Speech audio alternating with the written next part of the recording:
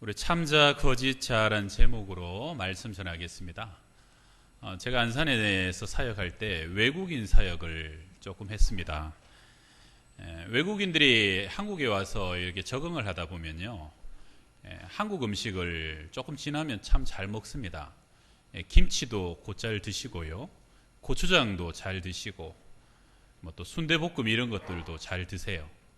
근데 외국인들이 한국에 좀 오래 살아도 도무지 적응 못하고 못 먹는 음식이 하나 있어요. 혹시 뭔지 아시겠습니까? 예, 1분은 못 맞추셨는데 2분은 맞추시네요. 된장입니다. 된장. 예, 또 청국장. 이건 암만 먹어보려고 해도 그 사람들이 못 먹겠다고 그러더라고요. 여러분은 어떠십니까? 저는 어릴 적에 저희 어머니가 때가 되면 노란 콩을 엄청 사오셔가지고 큰 냄비에다가 삶아요. 그럼 제가 옆에서 항상 지켜보고 있으면 한 움큼 떠서 입에도 넣어주시고, 그걸 이제 아래목에다가 효소를 넣어가지고 며칠간 이렇게 띄우죠. 그러면 거기서 냄새가 솔솔 나면서 열어보면 막 찐득찐득한 청국장이 나옵니다. 그걸 양은 냄비에다 넣고 물을 넣고 끓이는 거죠. 그때는 연탄 불에다가. 그럼 한참 끓이다 보면 보글보글 올라오면 거기다가 두부 썰어 놓고, 또 집 앞에 가서 호박 하나 따와가지고 숭숭숭숭 썰어 놓고, 그리고 그걸 이렇게 다 끓여가지고 금방 한 김 나는 밥 있잖아요. 그걸 떠다가 저에게 주셔요. 그러면 몇 숟가락 이렇게 떠서 밥에 올려가지고 슥슥 비벼가지고 이렇게 촥 먹으면 맛있죠. 근데 외국인들이 이걸 못 먹더라고요. 남도 사람은 어려서부터 홍어를 먹고 자라가지고 남도 사람이 된다 그러고요. 포항 사람들은 꽈배기를 김에다가 싸먹고 자라면서 포항 사람이 된답니다. 한국 사람은 된장을 먹고 자라야 진정한 한국 사람이 된다는 것이죠. 미국에서도 보니까 그 된장을 어디서 구했는지 그걸 결국은 구해가지고 냄새를 풍기면서 그걸 먹으면서 이 맛이야, 이 맛. 이거야, 이거. 이러면서 한국 사람들은 꼭 된장을 끓여 먹더라고요. 왜냐하면 그 맛이 온 몸에 마음씨 깊숙한 곳에 배어 있는 거예요. 그래서 아무리 멀리 가고 오랜 시간이 지나도 잊혀지지 않는 것. 정서 프로그램이라는 말이 있습니다. 정서 프로그램. 이게 뭐냐면 어릴 적부터 내가 뭔가를 맛보고 보고 경험한 것은 이 머리가 아니라 내 몸속에 마음속에 녹아가지고 그것이 프로그램이 돼버린 거예요. 그래서 그걸 먹어야 돼요. 거기를 가고 싶은 거예요. 그 사람을 만나고 싶은 거예요. 그런 느낌이 좋은 거예요. 그것을 정서 프로그램이라 그럽니다. 사람이 자라면서요, 나도 모르게 어릴 적부터 너는 어떤 사람이다, 너는 어떤 사람이다, 또는 이런 사람이 좋은 사람, 저런 사람이 좋은 사람, 세상이 하는 말에 점점 길들여져 가지고 나도 모르게 이런 것이 성공한 사람이야, 이런 것이 출세한 사람이야, 이것도 머리가 아니라 어느 순간 가슴과 정서 가운데 프로그래밍 돼버렸다는 거예요. 근데 문제는 뭐냐면 세상이 말하는 내가 누구냐, 세상이 말하는 너가 누구다 하는 것은 대부분 진짜 내가 아니라는 것이. 전문용어로 거짓자, 가짜자라는 겁니다. 참자가 아닌 거짓자하고 가짜자의 모든 사람이 그것이 나라라고 착각하면서 정서적으로 익어서 살고 있다는 거예요. 여러분, 가정의 달입니다. 우리는 좋은 부모가 참 되기를 원하고 또 좋은 자녀가 되기를 원합니다. 좋은 남편 되시고 좋은 아내 되시길 축원합니다. 그런데 이 모든 것들의 시작은요, 내가 누구냐, 내가 어떤 사람이냐, 참 내가 사랑받을 만한 사람이구나, 참 내가 귀하고 존경받을 만한 사람이구나 하는 온전한 자존감이 회복되는 데서부터, 내 마음에 은혜가 있고 여유가 있고 사랑이 있고 나를 제대로 발견하는 데서부터 가족을 사랑하고 또 이웃을 사랑할 수 있는 그러한 온전한 사람이 될 수 있다는 겁니다. 오늘 예배를 통해서 참자를 발견할 수 있는 시간 되시기를 주의 이름으로 축원합니다. 제가 잘 아는 자매가 오래전에 결혼할 때 선을 보고 왔다길래 제가 궁금해서 어머니 되시는 집사님에게, 집사님 남자가 어떤 사람이래요 하고 물어봤더니요, 그 어머니가 대뜸한다는 말씀이 공무원이랍니다. 목사님, 공무원이래요 그러더라고요. 물론 직업도 궁금했지만 제가 꼭 직업을 물은 건 아니었는데, 그 집사님은 처음으로 망설이지도 않고 하신 대답이 남자의 직업을 얘기하시더라고요. 여러분, 세상은 남자를 바라볼 때 어떤 남자냐? 저 남자 의사래. 저 남자 잘 나가는 회사 사장이래. 그래서 우리도 모르게 정서적으로 남자는 능력이 있고 좋은 직장을 가진 사람이 좋은 신랑감이라고 생각하게 된다는 거예요. 입장을 바꿔서 여자들을 볼 때는 어때요? 가령 여러분 아들에게 선자리가 들어왔어요. 저녁에 아들이 직장에서 들어왔기에, 얘야, 너 며칠 뒤에 선 잡혔다, 준비해라. 그러니까 아들이 궁금하잖아요. 어떤 여자래요? 이쁘대. 이뻐요. 죄송하지만 여자를 볼 때 1순위가 아직까지는 미모랍니다. 심지어는 직장에서 사람을 뽑을 때요, 여자를 볼 때 가장 중요한 것을 외모로 뽑는다고, 이게 설문조사에도 나와 있다는 것이에요. 그러니까 여자들은 할 수만 있으면 고치려고 하고 빼려고 하고 더 이쁘게 바르고 치장하려고 안간힘을 쓰는 거예요. 왜요? 세상이 그걸 요구하니까. 세상이 그래야 더 좋은 대접을 받으니까요. 근데 이게 어른들에게만 해당되는 것이 아니라는 거죠. 우리 아이들은 어떻습니까? 아이들은요, 그 아이들은 또한 그 아이들을 평가하는 기준에 따라서 등급이 매겨집니다. 그래서 좋은 성적을 받으면 행복해질 거라고 믿는 아이들이 많고요, 다른 아이를 이기고 올라서야 내가 더 성공할 확률이 많다라고 아이들이 믿고 있다는 거예요. 여러분, 우리 솔직히 오늘 한번 해봅시다. 여러분, 공부하던 학창시절에 내가 정말로 공부 잘하고 성적 잘 받아가지고 지금 내가 그것 때문에 진짜 행복하다, 손 들어보세요. 손 내리세요. 사실은 별로 그런 사람 많지 않죠. 그런데 잘할 때는 모든 사람이 성적과 공부가 남들보다 앞서는 것이 행복을 보장한다라고 정서적으로 수연시킨다는 거예요. 학교에서도 1등급, 2등급, 3등급. 여러분, 등급은요, 돼지고기나 소고기 육질 먹일 때 쓰는 단어지, 우리 아이들에게 이런 등급을 매김으로써 아이들을 풍부하면 안 된다는 거예요. 그거는 세상이 가진 눈이라는 것입니다. 이런 모든 것들은요, 참자가 아닙니다. 정말로 너가 누구냐? 거짓자예요. 사람의 직업이나 능력으로 그 남자를 본다든가, 그 여자의 외모나 그 여자가 가진 것으로 그 여자를 평가한다든가, 아이들의 성적이나 아이들의 어떤 특정한 기준으로 그 아이들의 등급을 매기는 것은요, 전부 다 진정한 자아가 아닌 세상이 말하는 가짜 자아라는 것이에요. 저도 제대하고 한때 그 자동차 검사 대행이라는 알바를 한 적이 있었어요. 청년 때죠. 남의 차 대신 몰고 가가지고 자동차 검사소에서 검사하고 갖다 주는 거예요.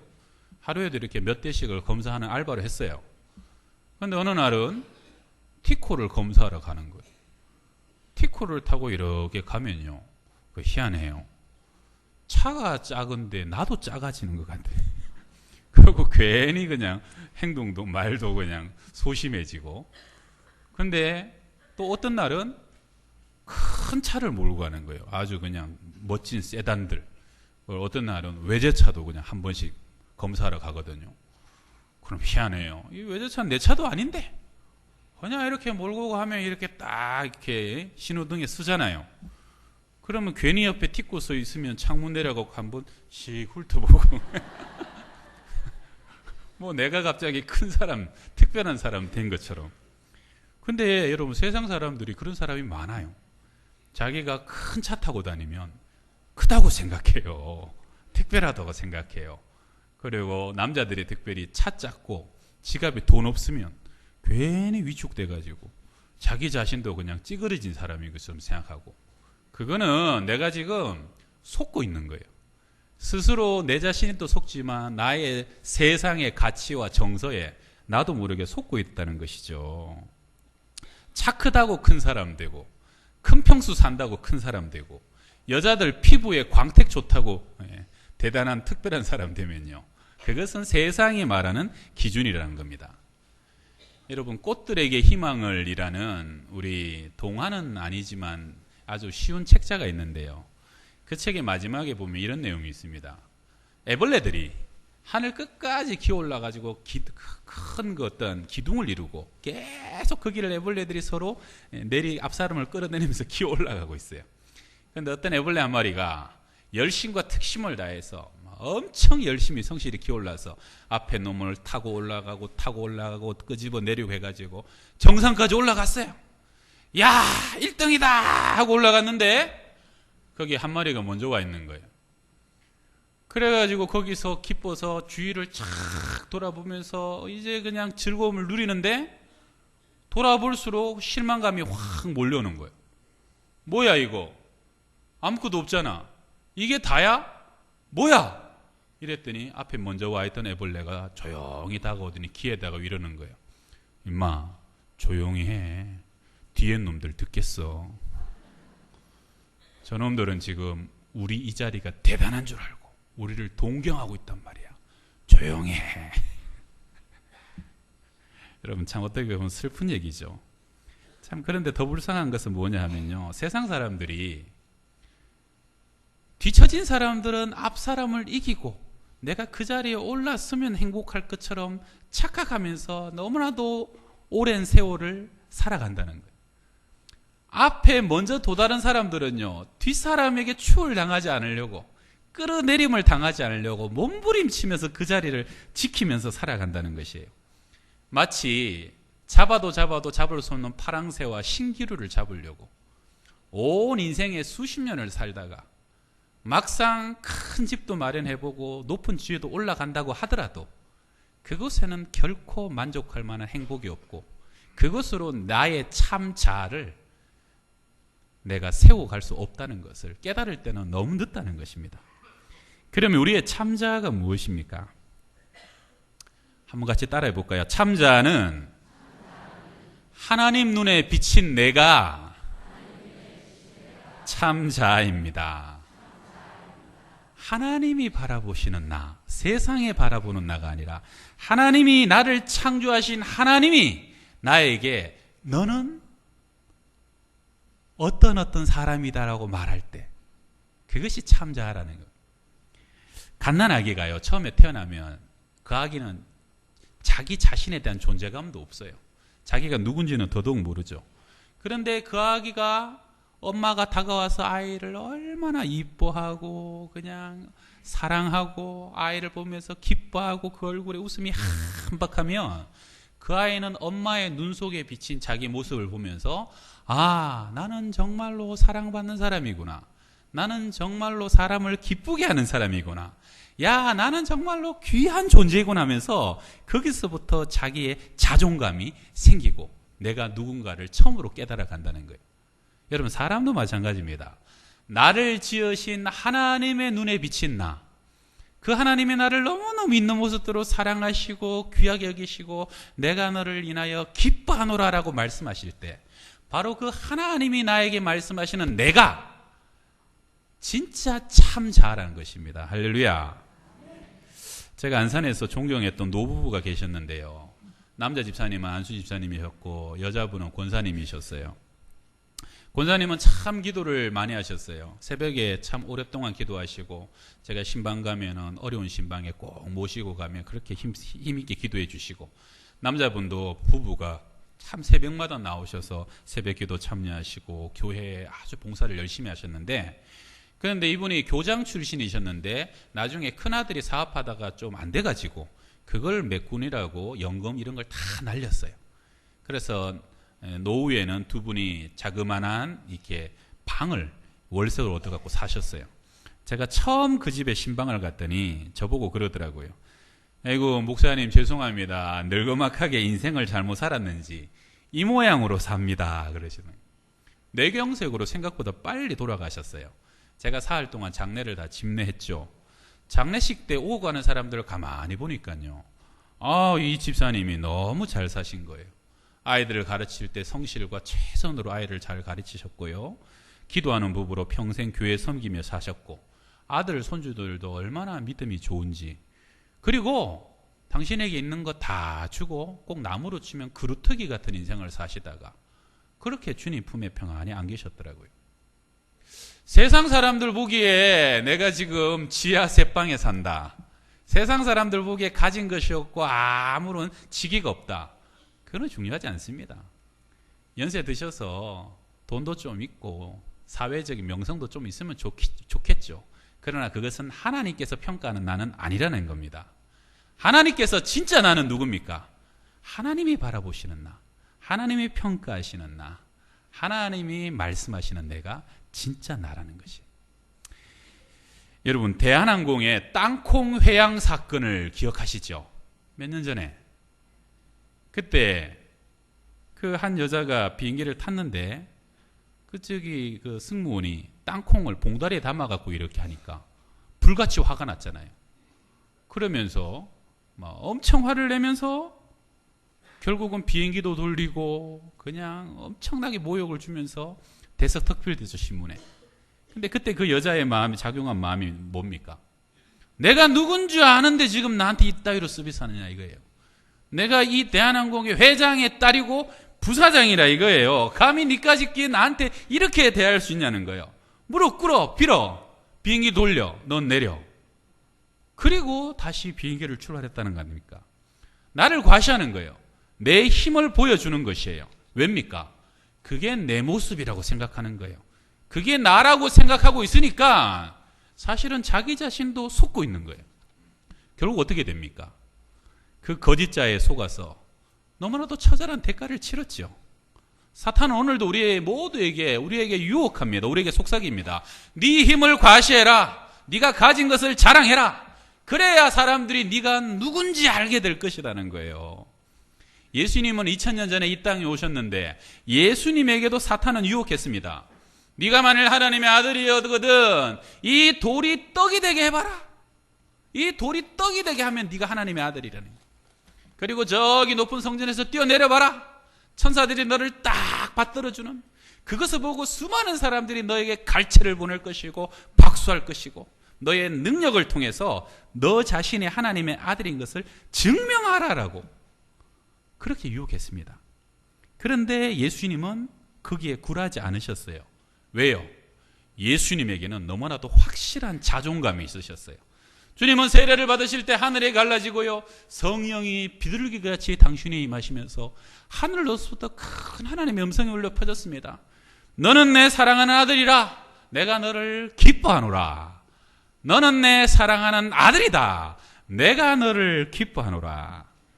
이 놀라운 하나님의 음성은 평생 예수님을 지켜주는 강력한 힘이 됐습니다. 주님은 공생애 하시는 동안 전혀 흔들리지 않으셨어요. 주님이라고 힘들지 않으셨겠어요? 외로웠죠. 고독했죠. 가족과 친척들도 미쳤다고 주님을 붙잡으러 나올 정도였죠. 많은 사람들은 이 사람이 목수의 아들이 아니냐, 나사렛에서 무슨 선한 것이 날 수 있겠느냐.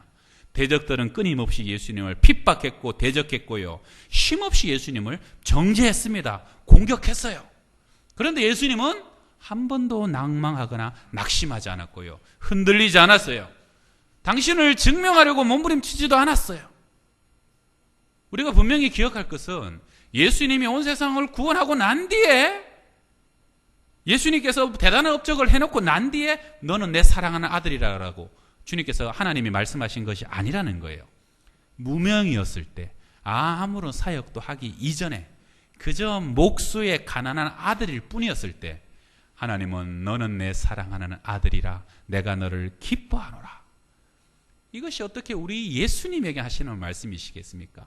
우리의 하늘 아버지 되신 주님께서 우리의 모든 인생을 향해서 오늘도 우리 각 사람에게 너는 내 사랑하는 아들이라. 너는 내 사랑하는 딸이라. 내가 너를 기뻐하노라. 그 주의 음성을 들을 수 있다는 것입니다. 이 음성을 들은 사람은요, 하나님의 사랑으로 충만하니 더 이상 세상 사람들의 인정에 매달릴 필요가 없습니다. 하나님의 기쁨이 내 안에 가득하면 더 이상 세상의 기쁨과 명예에 연연해야 될 필요도 없고요, 내 자리를 끝까지 지키려고 몸부림칠 필요도 없고, 경쟁하며 남들을 밟고 올라가야 될 그러한 이유도 더 이상 없다는 것입니다. 요즘 그 초등학생들 사이에서 조금 지난 얘기지만요. 얼마 전에 신문에 여러분 초등학생들이 아이들을 이렇게 구분해서 특정한 아이들을 보고 휴거다, 또 주거다, 이게 이런 얘기 들어보셨어요? 휴거가 뭐냐면 휴먼시아 거지, 주거가 주공에 사는 거지들, 큰 아파트 사는 아이들인가 봐요. 그래서 휴먼시아 주공들을 우습게 알면서 아유 우리는 쟤네들이랑 다르다는 거예요. 야, 저도 안산에 있을 때 주공 아파트 살았거든요. 조그만데. 근데 저는 몰랐어요. 몰라서 다행이지. 그 애들이 우리 같은 사람들을 보고 주공에 사는 거지라고 그랬다는 거예요. 제가 있던 집 앞에 조그만 학교가 하나 있었는데, 초등학교가. 그 학교에 이쪽은 주공 아파트, 저쪽은 빌라, 이쪽은 일반 주택이 이렇게 둘러싸여 있었어요. 그래서 세 부류의 아이들이 오는 거예요. 근데 제가 깜짝 놀란 게 아파트에 사는 아이들이 일반 주택에 사는 아이들이랑 친구 안 한다는 거예요. 왜? 수준이 달라서. 애들이 차이가 나니까 우리는 같이 안 섞인다는 거예요. 여러분, 이게 누구 때문입니까? 부모들이 애들을 이렇게 만든 거예요. 가진 것이 나라고 착각하는 그 부모님들의 그 잘못된 인식이 아이들을 그렇게 병들게 만든 거예요. 이쯤 되면요, 이건 죄입니다. 이건 악한 거예요. 회개해야 되는 겁니다. 그런데 이게 우리 자녀들을, 이게 집에만 한정된 얘기가 아닙니다. 똑같은 내가 낳은 자녀들에게도 가만히 보면 이런 시각이 작용합니다. 제가 한번 얘기해 볼까요? 여러분, 자녀들을 볼 때, 처음 갓 태어났을 때, 어릴 때, 막 베이비일 때, 그때 얼마나 이뻐합니까? 아기 때는요, 눈이 쪽 찢어져도, 이야, 얘 눈매 봐라, 막. 아기 때는요, 코가 뭉퉁해도, 이야, 얘 이렇게 복코다, 복코다. 아기 때는 살이 둥둥 쪄도 뭐라 그럽니까? 어메, 실하네. 어쩜 이렇게 튼튼하냐. 똥도 그냥 똥 색깔이 좋다고 막 잘못하면 찍어 먹을 것처럼 그냥. 그러잖아요. 그게 우리 아들, 딸들이었어요. 그런데 걔네들이 여기 있는 애들, 이렇게 중3, 중2 정도만 자라면 어떻게 됩니까? 아주 꼴보기 싫어가지고 그냥. 여러분, 애들이 바뀐 겁니까? 애들이 바뀐 게 아니에요. 근데 왜 부모들이 똑같은 자녀에 대한 평가가 그렇게 달라지는 거예요? 대우가 달라지는 거예요. 내가 원하는 아이를 기대하니까 그런 거예요. 어릴 적에는 있는 모습 그대로 너무 이쁜 거예요. 눈은 찢어져서 이쁘고, 코는 그렇게 생겨서 예쁘고, 아주 그냥 살은 덕지덕지 쪄서 이쁘고, 다 이쁜 거야, 다 이쁜 거야. 있는 모습 그대로. 근데 애들이 커가면서 소위 말하는 엄친아라고 그러죠. 엄친아. 우리 엄마 친구 아들은요, 얼마나 공부 잘한다고 맨날 그래요. 우리 엄마 친구 딸은요, 맨날 날씬하다고 그래요. 니도 좀 그래라고. 부모들이 어느 순간 내 잣대, 내 기준에 원하는 그 잣대의 아이를 맞추려고 해요. 그러다 보니까 애지간해서는 내 새끼인데도 이쁘질 않은 거예요. 항상 봐도 부족하고, 항상 봐도 그냥 아이 때문에 원망만 자꾸 생긴다는 겁니다. 그러니까 우리 애들이 커갈수록 자꾸 숨어요. 공부도 1, 2, 3등급 안 되면 또 숨고, 그리고 또 대학도 명문대나 인서울 못 들어가면 또 숨어야 되고, 또 직장 들어간 애들 연봉 한 뭐 몇천 안 되면 또 숨어야 되고, 또 34살 돼가지고 시집장가 못 가면 또 그 다음에 또 숨어야 되고, 계속 숨는 거예요. 숨는 거예요. 여자애들 사이즈 4, 4, 5까지는 되는데 그 다음 되면 또 숨어야 되고. 아이들을 병들게 하는 거예요. 하나님은 그 아이에게 독특한 아름다움을 주셨는데, 그 아이만이 가진 은사와 재능과 특별한 것을 주셨는데, 세상의 기준과 잣대와 그 아이가 맞지 않는 옷을 입히려고 하니까 맞아야죠. 안 맞는 거예요. 그러니까 겨우 몇 프로의 아이들만 성공하는 아이고 제대로 된 아이들이고, 나머지는 다 패배자인 거예요. 다 루저가 되는 거예요. 이것이 얼마나 잘못된 우리의 환경이라는 것이 모른다는 겁니다. 에베소서 2장 10절에 우리는 그의 만드신 바라, 마스터피스다. 우리는 하나님의 걸작품이라는 거예요. 하나님께서 우리의 모든 각 사람을 완전하게 가장 아름답게 만드셨다는 거예요. 자, 우리 옆 사람에게 한번 얼굴을 바라보시면서 인사합시다. 당신은 하나님의 걸작품입니다.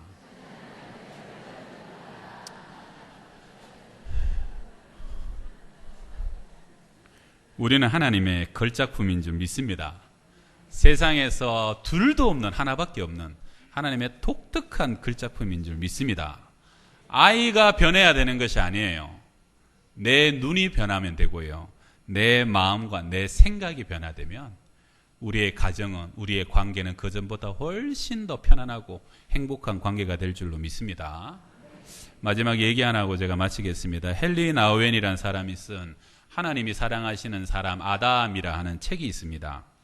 헨리 나우엔은 미국에서 하버드와 예일 대학의 교수를 지내다가 이 사람이 그러한 교수 생활 속에서 자기를 찾지 못했기 때문에 그것을 다 사임하고 캐나다의 데이 브레이크라는 장애인 공동체에 들어가서 여생을 산 사람입니다. 그 장애인 공동체는 5명의 정신지체 장애자가 있었고요. 그리고 그 아이들을 돌보는 10여 명의 사람이 함께 살았던 자그마한 집입니다. 어느 날 그곳에 그 집과는 전혀 어울리지 않는 아주 고급스러운 리무진이 한 대 들어왔답니다. 한 나이 많은 여인이, 빼빼 마른 키 작은 여인이 뉴욕에서 왔는데요. 캐시라는 여인이었답니다. 그녀는 자신을 소개하길 최근 몇 년 동안 자신이 극도로 다운되고 침체되어 가지고 그래서 정신병원을 여러 군데 찾아다녔지만 전혀 치료될 수 없어 가지고 그래서 누군가 소개해줘서 여기까지 오게 됐다는 거예요. 그래서 어떻게 침체됩니까? 하고 물었더니 이렇게 대답합니다. 이상하게 들리실지 모르지만 나는 뉴욕타임즈의 사회란에서 대통령과 영부인으로부터 백악관 오찬에 초대받은 사람들의 명단에서 내가 빠질 때마다 침체됩니다. 그러면서 그녀는 계속 말을 이어갑니다. 저는 항상 다른 사람과 저를 비교합니다. 그리고 내가 점점 늙어가면서 사람들이 나를 잊어버린다는 사실 때문에 침체되고 내가 가진 돈에 반도 가지지 못했거나 내가 갖고 있는 연줄의 절반도 되지 않는 사람들이 나보다 더 매력적이라는 것을 알 때 저는 너무너무 침체됩니다.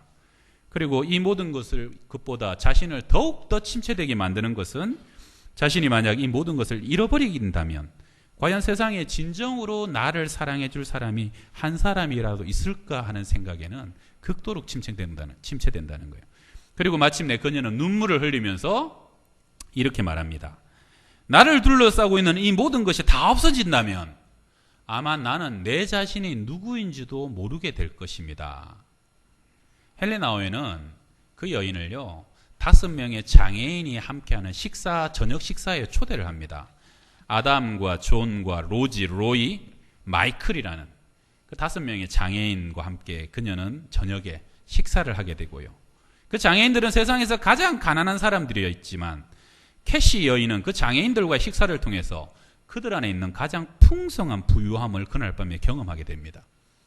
처음으로 전혀 모르는 관계였는데 어떤 이유도 어떤 조건도 없었는데 진정으로 용납받고 환영받을 수 있다는 것을 깨닫게 됩니다. 자신이 가진 어떤 것 때문이 아니라 순수한 사랑으로 자신에게 다가와 늙고 볼품없는 자신을 정말로 좋아해주는 그 사람들의 진심을 느끼게 됩니다. 그녀는 그날 밤에 그 아이들이 자기에게 선물로 준 초코바를 들면서 너무너무 기뻐하면서 그 식사에서 돌아옵니다. 억만장자가 초코바 하나를 가지고 그렇게 기뻐하면서, 그리고 그녀는 8년 뒤에 죽을 때까지 그 기억을 가장 소중한 추억으로 간직하게 되고요. 마지막 임종을 맞이할 때 주위의 어떤 유명한 사람들에게 자기를 의탁하기보다 그 데이 브레이크의 공동체에 자신의 장례를 의탁하고 그는 유언을 남기고 죽게 됩니다. 성도 여러분, 대단한 사람, 유명한 사람, 엄청나 보이는 사람도요, 사실은 별거 아닙니다. 사람들은요, 정말로 내가 바라는 것은 진심으로 나를 사랑해주고 용납해주고 있는 모습 그대로 나를 품어주는 사람, 그 사람을 만날 때 그 사람은 비로소 자기 자신의 진짜 자아를 만나게 된다는 겁니다. 인생은 그날이 풀과 같으며 그 영화가 들의 꽃과 같도다. 그것은 바람이 불면 지나가면 없어지나니 그 있던 자리도 다시 알지 못하거니와. 이번 주간에 부흥회가 시작됩니다. 내일부터요. 뜨거운 바람 불면은 사라질 꽃과 또 풀과 같은 우리의 인생들 속에서 성도 여러분, 너무 바쁘게 살지 말기 바랍니다. 그리고 너무 분주하게 안 사셔도 좋을 것 같아요. 때로는 은혜의 자리가 있으면요, 여러분 삶을 잠시 내려놓고 내 영혼의 참자를 만나기 위해서, 하나님 안에서 나를 만나기 위해서, 그리고 내가 어떻게 살아가는 것이 진정한 이 인생의 성공인지를 알기 위해서 주의 은혜의 때에 주님 앞에 나아오실 수 있기를 바랍니다. 하나님은 이미 당신의 무엇을 해서가 아니라 있는 그대로 여러분에게 말씀하십니다. 너는 내 사랑하는 아들이요, 내 사랑하는 딸이요, 내가 너를 기뻐하노라. 할렐루야. 기도합시다. 하나님 아버지, 무엇을 위해서 우리는 이토록 분주하게 살고 있습니까? 무엇을 목적으로 이렇게 바쁘게 살고 있습니까? 혹시 없어질 거짓 자아라면 이제는 나의 참자를 바라보게 하시고 하나님이 바라보시고 하나님이 말씀하시는 진정한 나로 살아가게 하여 주옵소서. 나의 직업이나 소유나 내 외모나 사람들의 평가에 얽매이기보다는 너는 내 사랑하는 아들이라, 내 사랑하는 딸이라, 내가 너를 기뻐하노라. 하나님 주시는 그 음성을 확신하고 흔들리지도 말고 쫓기지도 말고 주 안에서 늘 감사하는 삶을 살아갈 수 있는 우리의 인생, 그리고 특별히 은혜의 한 주간이 되게 하여 주시옵소서. 예수님의 이름으로 기도드리옵나이다. 아멘.